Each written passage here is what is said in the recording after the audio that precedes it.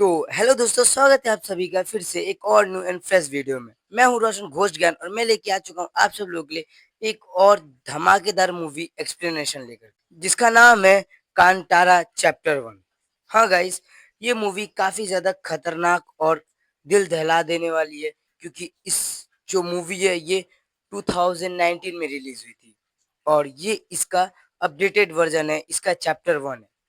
जो इससे पहले 2019 में मूवी रिलीज हुई थी वो आगे का हिस्सा के बारे में बताया गया है, मगर इस कांधारा कटीरा चैप्टर 1 में हमें बैक की स्टोरी बताई गई है, जो मूवी खुद में बहुत ही ज्यादा दमदार है। आई होप आप लोगों को मूवी की एक्सप्लेनेशन अच्छी लगी होगी। उससे पहले वीडियो को लाइक कर दो, चैनल पर नहीं हो तो चैनल को सब्सक्राइब कर दो, क्योंकि मैं हूँ रोशन घोष ज्ञान और मैं बिना किसी देरी के स्टार्ट करता हूँ आज का ये धमाकेदार वीडियो। उससे पहले ये जो मूवी है, मूवी काफी धमाकेदार होने वाली है और आप लोग सिनेमा हॉल में जाके देखोगे तो ज्यादा अच्छा लगेगा। वैसे एक्सप्लेनेशन आप लोग को सुनना है, आप लोग घर बैठे देखना चाहते हो, पैसे बचाना चाहते हो, तो मैं हूं ना। चलिए गाइस, शुरू करते हैं बिना किसी देरी के।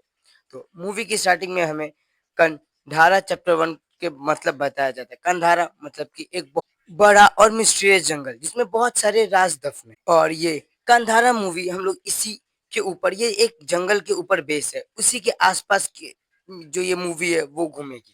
तो हमें मूवी की स्टार्टिंग में दिखाया जाता है आज से 100 साल पहले इस जंगल में दो रोशनी प्रकट होती है। तब हमें पता चलता है कि ईश्वर ने अपनी मर्जी से दो देवों को भेजा है, जिसमें एक का नाम है पुलिंग देव और दूसरे का नाम है गुलिंगा देव, जो जंगल में ही अपने रहने लगते हैं। उसके बाद जगह उसी से ये जंगल का नाम कंधारा जंगल पड़ता है, और इस जंगल के बाहर ही एक राजा रहता है जो राज करता है अपने जगह पे, जिसका नाम होता है विजेंद्र। और जो ये विजेंद्र है, ये बहुत ही क्रूर राजा है। ये सभी अपने लोगों को कैद करता है और ये जो भी चीज करना चाहता है, जो भी हासिल करना चाहता है, वो उसको हासिल कर लेता है। और उस जगह का नाम कदम रहता है। एक तरफ कंधारा जंगल है और दूसरे तरफ कदम एक राज्य है, और उसके दूसरे तरफ पानी है, पूरा पानी भरा हुआ है। और उसी पानी की वजह से जो है इस गांव कदम में व्यापार का काम होता है।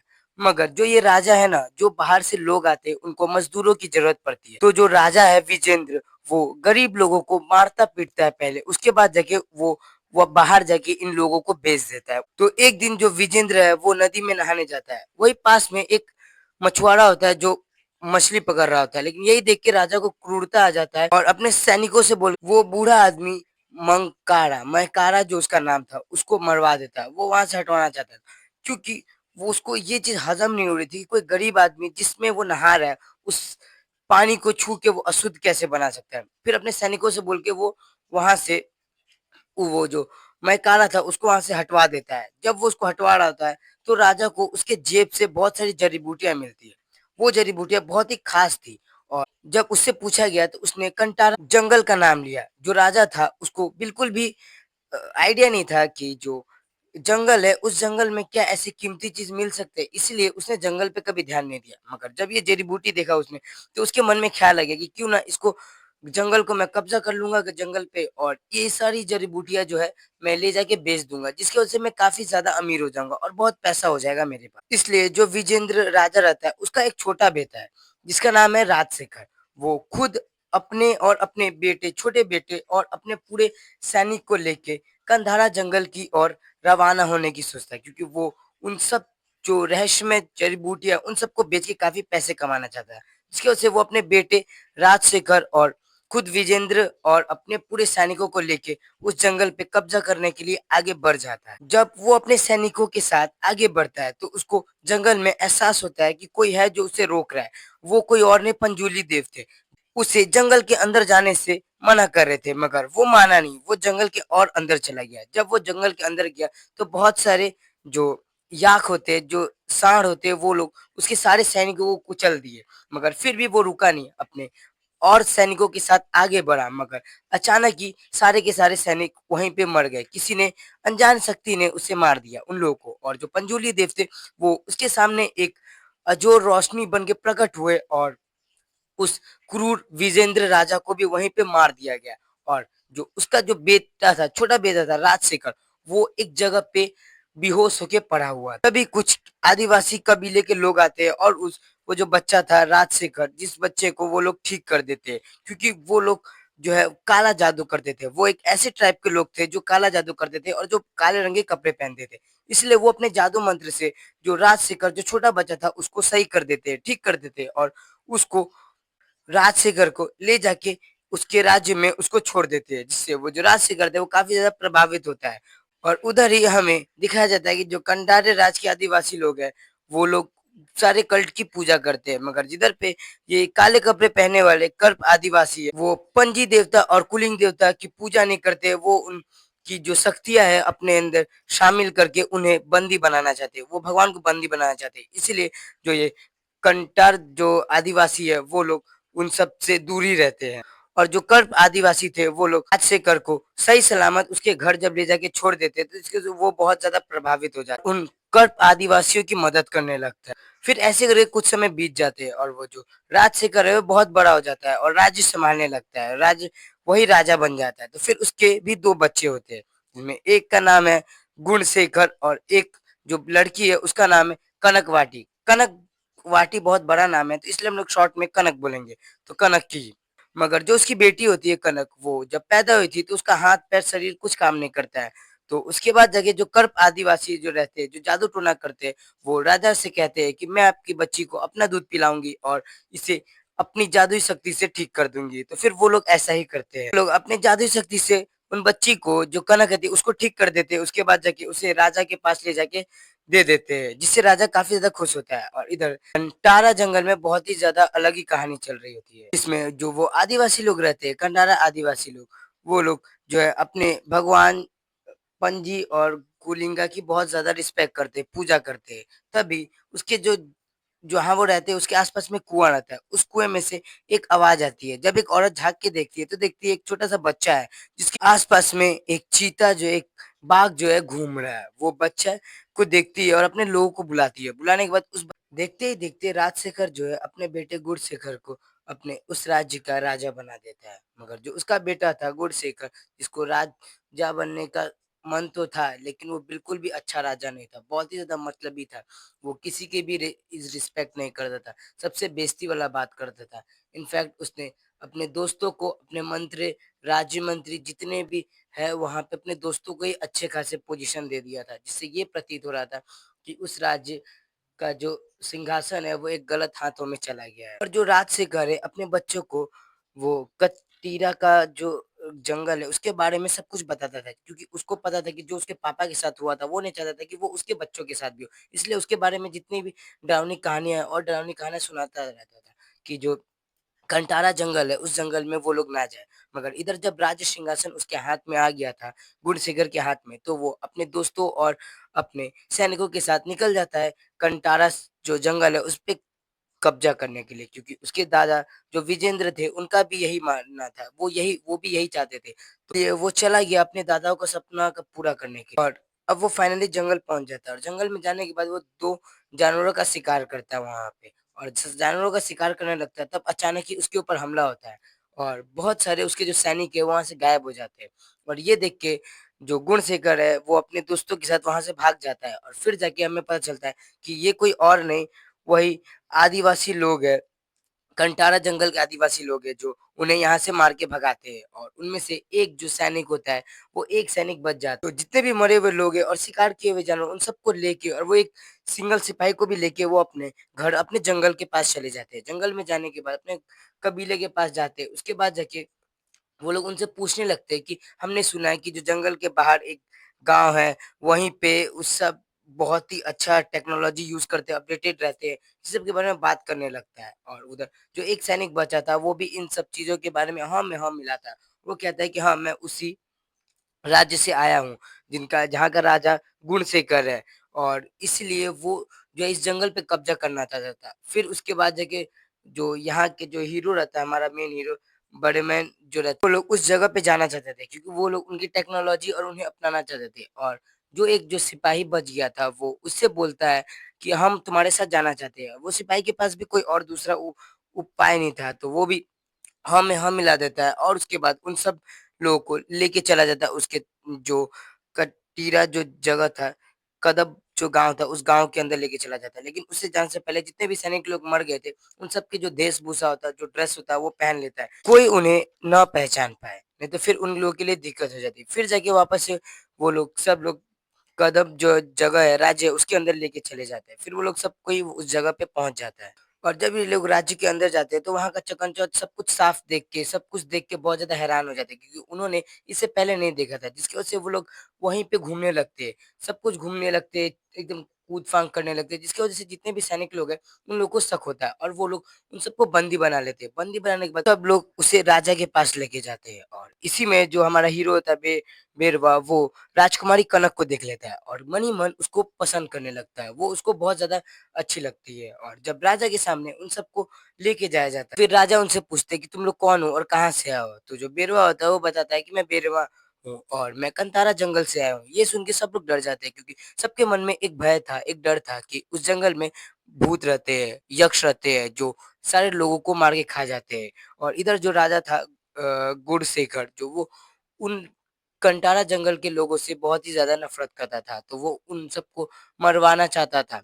लेकिन जो मेन राजशेखर थे, जो गुणवा के पापा थे गुणशेखर के, वो ऐसा करने से मना करते क्योंकि उनको पता था कि अगर ऐसा उनके लोगों के साथ हमने कुछ किया तो हमारा पूरा साम्राज्य उथल-पुथल हो जाएगा। राजा है गुणशेखर, वो ये चीज़ तय करता है कि वो आए हुए जितने भी लोग हैं उन सभी लोगों को व्यापारों के पास में काम करने के लिए, दिहाड़ी मज़दूरी करने के लिए भेज देगा उन लोगों को। इसलिए उन सबको बंदी बना दिया जाता है और एक कारावास में ले जाके रख दिया जाता है और फिर वहीं पे जो बेरवा होता है उसके पास एक सैनिक आता है, वो सैनिक बहुत ज़्यादा नशा करता है, तो इसलिए वो अपने जंगल से बनाए हुए एक नशीली चीज़ को पदार्थ को देता है, उसको खाने के लिए और वो जब वो खाता है तो वो खा के वो बेहोश हो जाता है और ये इसी की वज़ह से जो बेरवा होता है वहाँ से अपने तमाम साथियों के साथ वहाँ से निकल के गाँव के रास्ते कदम जो गाँव होता है उसके रास्ते निकल जाता है अपने जंगल की ओर। जब वो कदम राज्य से जा रहा था तो वो देखता है कि बहुत सारे ऐसे जड़ी-बूटी है जो वहाँ पे बहुत ही महँगे दाम में बिकती है,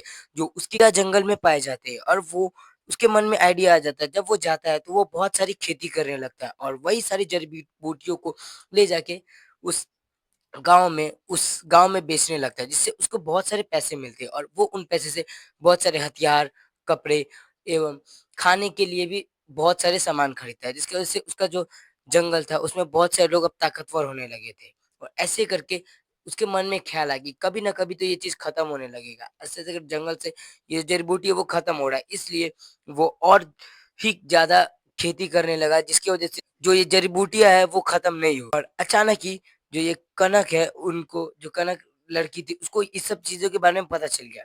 तो वो बेरमे को कुछ नहीं बोलती, वो बस जाके बेरमे को बोलती है कि ये जो तुम लोग कमा रहे हो, जो तुम लोग कर रहे हो करो, लेकिन हमें टैक्स दे दो। मगर यहाँ पे बेरवे जो होता है, जो हमारा हीरो होता है, वो काफ़ी ज़्यादा गुस्सा हो जाता है क्योंकि वो टैक्स नहीं देना चाहता था। क्योंकि उसका मानना था कि ये पूरी की पूरी जो धरती है वो भगवान के द्वारा दी गई है, जितने भी पेड़-पौधे वो भगवान के द्वारा दी गई है और इस पे किसी का भी अधिकार नहीं है। और ये सब ऐसे बात सुन के जो कनक होती है, राजकुमारी होती है, उसको कहीं न कहीं बेरवा से प्यार होने लगता है और वो उसकी तरफ और आकर्षित होने लगती है।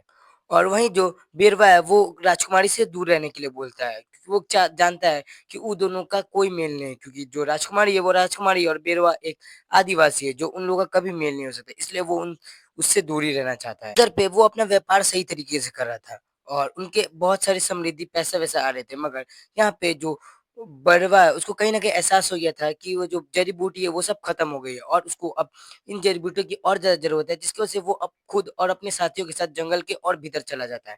जब वो जंगल के और भीतर जाता है तो उसको एक आदिवासी मिलते हैं, वही आदिवासी कर आदिवासी जो काले रंग के कपड़े पहनते हैं, जो उन लोगों के ऊपर वार कर देते हैं, क्योंकि वो नहीं चाहते थे कि वो लोग अंदर की तरफ आए। जैसे ही उन लोगों पे हमला करने लगे, तभी जाके वहाँ पे वही बाघ आ गया। वही बाघ जो हमें स्टार्टिंग में दिखाया जा गया था, जो बच्चा के इर्द-गिर्द घूम रहा था, वही बाघ आके हमला कर देता है, जिसकी वजह से पेड़वा और उसके साथी बच जाते हैं और वो वहाँ से अपने कबीले की ओर जाते हैं। वहाँ पे जाने के बाद वो अपने साथ घटना के बारे में बताते हैं। उसी का लोग होते हैं वो अपने साथ हुई कहानी के बारे में बताते हैं, जिसका जो ये कर्प आदिवासी वो एक बार हमारे पास आए थे मदद मांगने के लिए कंटारा आदिवासी लोग के पास। तो जो कर्प आदिवासी थे वो लोग मदद मांग रहे थे।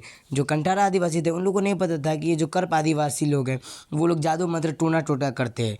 लेकिन जब कर्प आदिवासी जो थे उन लोगों को पता चला कि जो कंटारा आदिवासी है वो लोग एक भगवान को पूजते, एक देव को पूजते हैं जिनमें बहुत ज़्यादा ताकत है।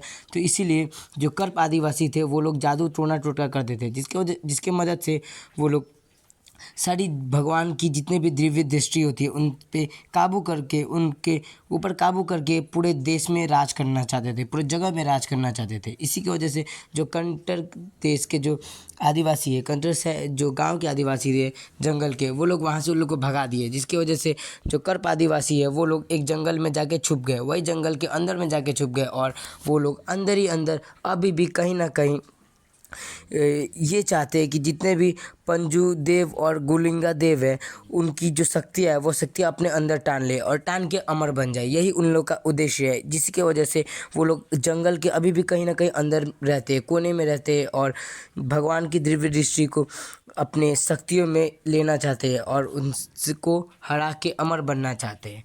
तो वही जो कर्प आदिवासी है वही तुम लोग को मिले थे, वो तुम लोग को मारना चाहते थे। और इनफैक्ट ये भी है कि जो वो बाघ थे वो बाघ कोई नॉर्मल बाघ नहीं है, वो भगवान का भेजा हुआ एक दूत है जिसने तुम्हें बचाया है, बर्मन और उसके साथियों को बचाया है। और इधर जो गुड़सेकर था उसको भी पता चल जाता है कि जो आदिवासी है, कंटर ग्रुप के जो आदिवासी पकड़े गए थे वो उसी के शहर में व्यापार कर रहे हैं। और ये बात कनक को भी पता थी, उसकी बहन राजकुमारी को भी पता थी। और जब ये बात राजा गुड़सेकर को पता चली तो काफ़ी ज़्यादा मन ही मन गुस्सा हो गया। उसने अपने मन ही मन एक चीज़ बैठा ली थी कि वो उस जितने भी आदिवासी है, कंटारा ग्रुप के आदिवासी, उन सबको मारेगा। और ये सुन के जो उसके पापा थे राजशेखर, वो काफ़ी ज़्यादा मन ही मन गुस्सा हो गए, मगर वो अपने पापा के खाने में नशीली दवा मिला के वहाँ से वो चला गया। और वो ये बात निश्चय कर लिया था कि जितने भी वो कल्ट ग्रुप के आदिवासी लोग हैं उन लोगों को मारेगा। और इसलिए वो अपने तमाम सेनाओं के साथ निकल गया उन लोगों को मारने, ख़त्म करने के लिए। और जब गुड़शेखर अपने तमाम सैनिकों के साथ उस जंगल में आदिवासियों को मारने के लिए चला गया तो वो बहुत ही बेरहमी से सारे आदिवासी लोग को मार रहा था। और तभी जाके जितने भी आदिवासी लोग हैं वो उस पत्थर बनी मूर्ति के पास में चले जाते हैं, वो शिवलिंग के पास चले जाते हैं और उनसे प्रार्थना करने लगते हैं कि प्लीज़ भगवान जी, प्लीज़ हमें बचा लो और आप ही हमें बचा सकते हो। तभी जो गुणशेखर है वो बहुत ही बेरहमी से सबको मारने लगता है। और जो बर्मन है वो उसी वक्त आता है, लेकिन उसकी आंखों के सामने उसके जो माँ है उसकी माँ को मार दिया जाता है। जो गुणशेखर रहता है वो उसकी आंखों के सामने ही बर्मन के माँ को और जितने भी छोटे बच्चे बूढ़े लोग रहते हैं उन सबको मार देता है, बिल्कुल भी रहम नहीं करता है। अभी जो बेरमे होता है वो आता है और वो आने के बाद कहाँ से एक दिव्य दृष्टि, एक रोशनी आती है जो बेरमे के अंदर घुस जाती है। और वो कोई और नहीं, पंजी देवता होते हैं जो उसके अंदर घुसते हैं और जितने भी सेना होते हैं उन सभी को बहुत ही दरिंदे तरीके से मार के उन सबको काट फेंट देते हैं, उन सबको मार के ख़त्म कर देते हैं। और वो अपने कल्ट के जितने भी लोगों को मारा होता है उन सबका बदला ले लेते हैं वहाँ पे। और ये देख के जो गुड़शेखर होता है वो काफ़ी ज़्यादा डर जाता है, वहाँ से वो दौड़ने लगता है, भागने लगता है, वो कहीं ना कहीं भाग के बचना चाहता है। अब उसके को एहसास हो रहा था कि सही में इस गांव में भी देवता रहते हैं, मगर अब ऐसा समय आ गया था कि जो बर्मन होता है जिसके अंदर पंजू देवता समाये थे वो उसके शरीर को फाड़ देते। इसी के साथ जो गुणशेखर है उसका अंत हो जाता है, बुराई का अंत हो जाता है। उसके बाद जाके जब बेरवे के शरीर से जब पंजी देवता निकलते हैं तो बेरवे का शरीर काफ़ी ज़्यादा थका हारा हो जाता है और वो एकदम वहीं पे गिर के बेहोश हो जाता है। उसके बाद जाके उसको उसके जो जगह होता है उसके जंगल में लेके जाया जाता है और वहाँ पे ले जाने के बाद सब लोग रहम करते हैं कि वो बच जाए। और अचानक वो अपना आँख खोलता है, उसके बाद जाके सब कुछ ठीक हो जाता है। मगर इधर पे बहुत लोग मर चुके थे, उसके जो आदिवासी के कल्ट थे वो सब लोग मर चुके थे। और इस तरफ दिखाया जाता है कि जब 2 दिन बाद जब राजशेखर की आँख खुलती है तो वो अपने बेटे की मौत देख के काफ़ी ज़्यादा परेशान हो जाता है, काफ़ी ज़्यादा रोने लगता है। और उधर ही पे जो है वो कनक होती है, वो महारानी होती है, वो डिसाइड करती है कि क्यों ना एक मंदिर बनाया जाए जिसमें पूजा की स्थापना की जाएगी। और फिर ऐसे मंदिर बनता है और मंदिर में जैसे एक शिवलिंग को रखा जाता है तो वो शिवलिंग अपने आप टूट जाता है। तो जो पुजारी रहते हैं वो पुजारी ये कहते हैं कि जो आपके जो बेटे हैं महाराजा है गुणशेखर जो मर चुके हैं, उन्होंने बहुत सारे मासूम लोगों को मारा, जिसकी वजह से यहाँ पे पूजा जो शिवलिंग है यहाँ पे स्थापना नहीं हो पा रहा है। इसके लिए अब उन्हीं लोगों से जाके क्षमा मांगनी पड़ेगी, जिसकी वजह से ही उसके बाद जाके यहाँ पे स्थापना होगी। इसलिए जो कनक रहती है, वो जो रानी रहती है, वो चली जाती है बर्मन के पास, और बर्मे के पास जाने के बाद जाके वो उनसे काफ़ी ज़्यादा रिक्वेस्ट करती है, बहुत ही ज़्यादा विन्नतें मांगती है कि हमें माफ़ कर दो। जाके जो कनक महारानी होती है वो एक प्रस्ताव रखती है कि क्यों ना आप अपने पंजी देवता को हमारे मंदिर में स्थापना करो, और ऊपर से जितने भी हमारे पाप हुए वो सब धुल जाएंगे और शिव जी के पास पंजी देवता रहेंगे। ये स्थापना करने के बाद फिर वो उन लोग को बुलाती है अपने घर, अपने महल में, कि वहाँ उस मंदिर में स्थापना करो। तो फिर उसके बाद बहुत ही धूमधाम तरीक़ा से जो मंदिर है उस मंदिर की स्थापना होती है उसी जगह। पंजी देवता है, उनकी मूर्ति शिव जी के पास में स्थापना कर दी जाती है, और ये देख के कंधारी वासी के लोग और बहुत ज़्यादा खुश होते हैं। लेकिन अगली सुबह उनके बच्चों की सारी तबीयत खराब हो जाती है, जो बच्चे हैं वो उल्टी करने लगते हैं। तभी जाके उनको रिचुअल से पता चलता है ये चीज़ की जो है उनके साथ धोखा हुआ है। जो उनके भगवान थे, उनके भगवान को बंदी बना लिया है, और किसने बनाया? वही कल्प आदिवासी के लोगों ने ही बंदी, वही लोग हैं जो स्टार्टिंग में ही उन भगवानों को अपने बंदी बनाना चाहते थे। जिगुली और गुली देवता को जो आदिवासी लोग अपने बंदी बनाना चाहते थे, उन्होंने बना लिया है।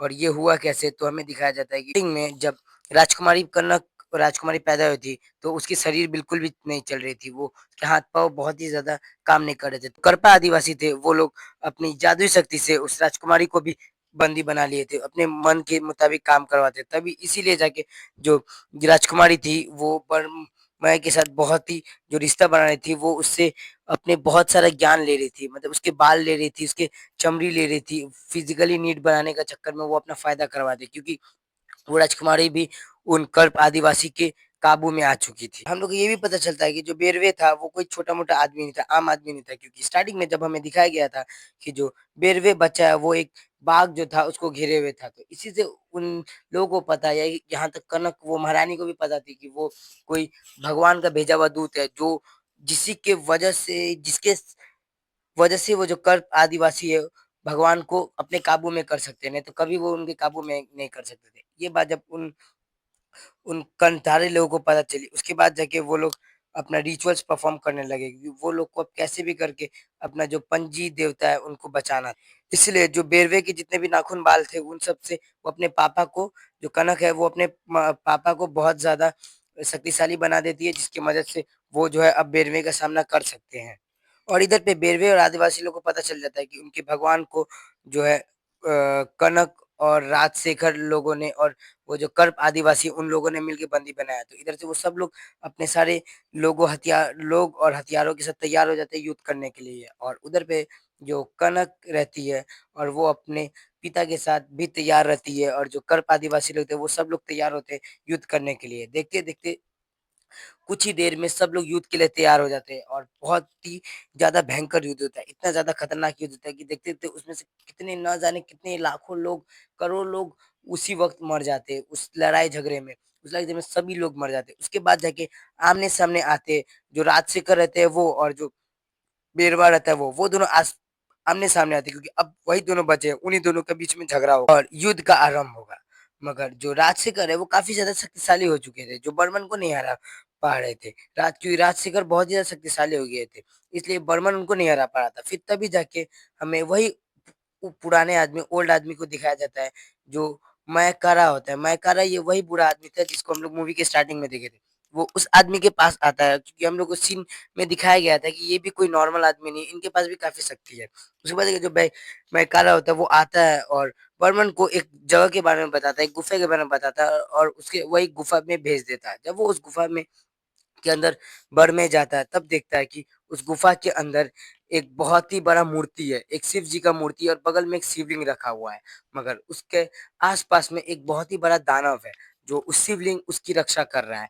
और अब जाके समय था कि बर्मे को उस दानव को, उस दैत्य को खत्म करना था। खत्म करने के बाद वो शिव जी के त्रिशूल को लेके जा पाता था, और फिर जाके वो उससे लड़ने लगता है, और जाके त्रिशूल उसके हाथ में आ जाता है। उसके बाद जाके उसके अंदर शिव की ताकत आ जाती है, और ऐसा प्रसिद्ध हो रहा था कि कुली देवता जो है वो वापस से फिर से गुलिंग देवता उनके अंदर आ चुके हैं, उसके अंदर आ चुके हैं, बेलिंगा के अंदर आ चुके हैं। उसके बाद जाके फिर अब से वही जो बाघ रहता है उस बाघ के साथ युद्ध के मैदान में चल जाते हैं, और जब मैदान में पहुंचते दोनों में बहुत ही ज्यादा आक्रमण होने लगती है। यहीं पे जो महारानी रहती है वो सामने आ जाती है, क्योंकि उनको पता रहता है कि जो कुलिंग देवता है वो कभी भी स्त्री के ऊपर बिल्कुल भी वार नहीं। गुलिका देव जो है अपनी बहन को बुलाते हैं, तो इससे पता चलता है कि गुलिका देव की एक बड़ी बहन भी है। तो फिर वो आती है और वो आने के बाद फिर ऐसे करके वो यहाँ पे युद्ध होता है और दोनों जो राशेखर है और कनिका है उन दोनों की मृत्यु हो जाती है। उसके बाद देखिए फिर हमें सब कुछ युद्ध के मैदान में सबकी मृत्यु दिखाई देती है। उसके बाद देखिए वो लोग